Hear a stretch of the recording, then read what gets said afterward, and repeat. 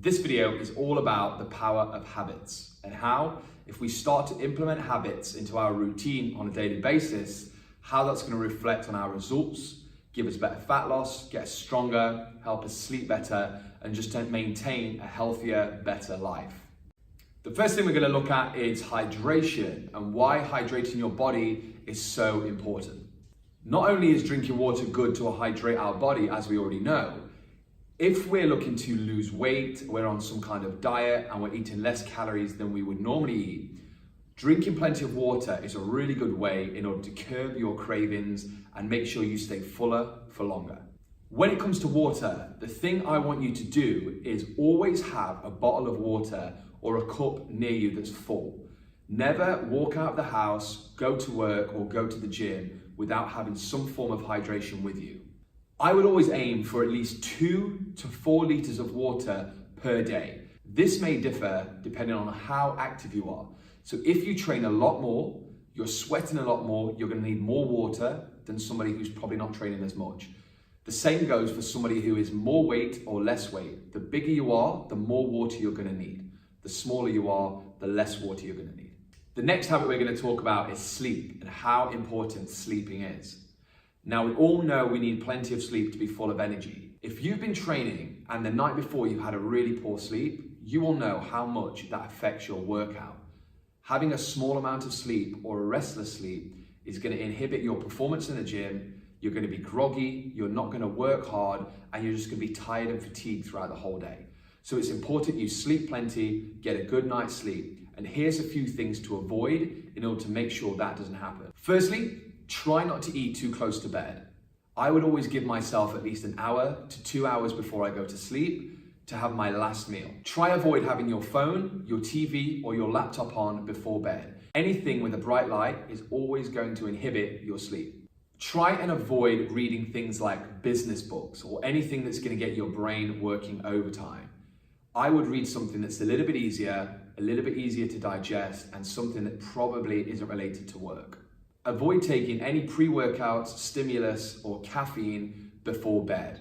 By rule of thumb, I would probably avoid taking those at least 6 to 7 hours before bedtime. So here's 3 habits that you can do today to implement that's going to improve your sleep, improve your performance in the gym, and just overall make you feel loads better. Number 1, switch off all electricals, avoid any TV, laptop, tablet, or phone prior to bed. If you have a phone or an iPad or some kind of laptop, you may be able to put on night mode so the light dims down and it's just easier on your eyes and less on the brain. Try meditating in a space with no sound and nothing that's going to get in your way or bother you. A really good app for this is called Headspace. You can download that on the App Store, and that's really going to sort you out and put you in a nice tranquil state before bed. Finally, limit your caffeine intake. If you like a coffee, make sure you're having these earlier on in the day. Try and avoid any kind of caffeine or stimulant in the evening, I would say between 6 to 8 hours before bed.